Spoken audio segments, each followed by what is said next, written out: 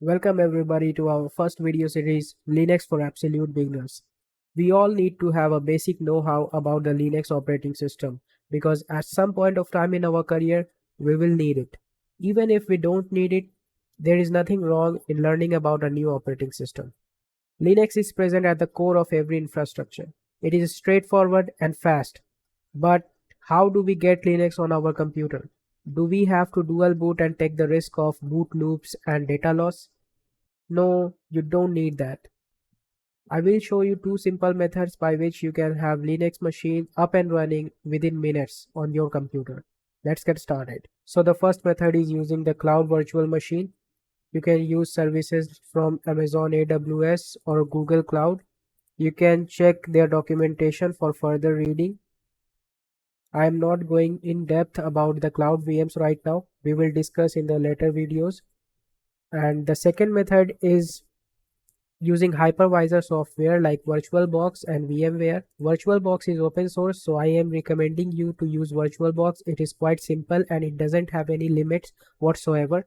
For the Linux distro, I will recommend you to use Ubuntu. It is user friendly and you will get a good graphical user interface, so it won't be as intimidating as other Linux distros. I will put all the links in the description box so you don't have to worry about that. Once you have downloaded all the files and installed VirtualBox, open up VirtualBox. You will have an interface like this. Click New and enter the name of your virtual machine. I am typing Ubuntu 2 because I already have a virtual machine by the name of Ubuntu. And using this bar, you can assign the amount of RAM. I would suggest you to start from the lower side, so 1 gigs, 2 gigs. Do not allot the full memory as your host machine because it might crash your computer. Leave this option as default, it works best.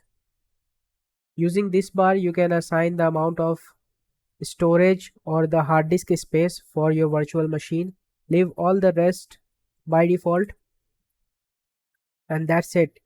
For the configuration side, click on the start button. Give it some time.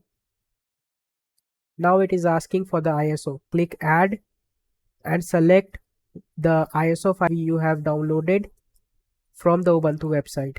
I am selecting this ISO file. It is an older version of Ubuntu, but you can select your version. No problem in that. Click open and click choose. Click start. This will run our virtual machine and the installation process will begin soon.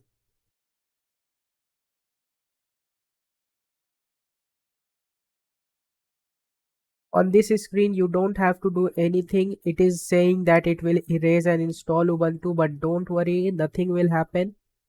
Click install now. Click continue. Select your location, enter all your details. Now the installation process has started. I will see you guys when the installation is completed. Okay, so now our installation is completed and it is asking for restart. Let's click restart now.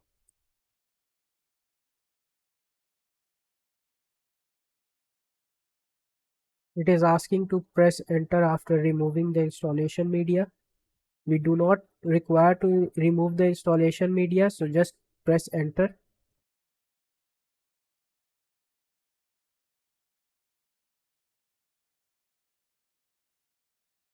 Okay, so our system has booted successfully and now I am at the login screen. It is asking for the password.